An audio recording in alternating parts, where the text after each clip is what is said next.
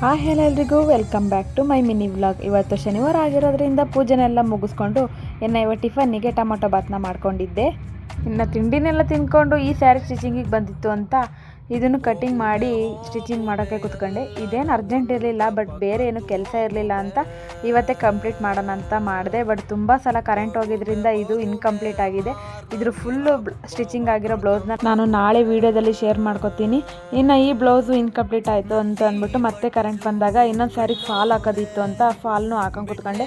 ಅಷ್ಟೊತ್ತಿಗೆ ಮಧ್ಯಾಹ್ನ ಆಗೇ ಹೋಯಿತು. ಇನ್ನು ಇವತ್ತಿನ ಅಡುಗೆಗೆ ಕಡಲೆಕಾಳು ಮತ್ತು ಬಟಾಣಿಕಾಳು ಸಾಂಬಾರನ್ನ ಮಾಡ್ಕೊಂಡಿದ್ದೆ. ಊಟ ಎಲ್ಲ ಮುಗಿಸ್ಕೊಂಡಾದ್ಮೇಲೆ ಒಂದು ಸ್ಯಾರಿನ ಬುಕ್ ಮಾಡಿದ್ದೆ, ಅದು ಬಂದಿತ್ತು. ನಿಮಗೆ ಗೊತ್ತಲ್ಲ, ನಮ್ಮ ಹೆಣ್ಮಕ್ಳಿಗೆ ಏನಾದ್ರು ಒಂದು ಪಾರ್ಸಲ್ ಬಂದರೆ ಅದನ್ನು ಓಪನ್ ಮಾಡಿ ನೋಡೋರ್ಗೂ ಸಮಾಧಾನನೇ ಇರಲ್ಲ.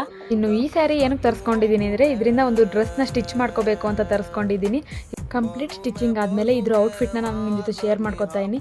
ಈ ವಿಡಿಯೋ ಇಷ್ಟ ಲೈಕ್ ಮಾಡಿ, ನನ್ನ ಪೇಜ್ನ ಫಾಲೋ ಮಾಡ್ಕೊಳ್ಳೋದು ಮರಿಬೇಡಿ. Thank you.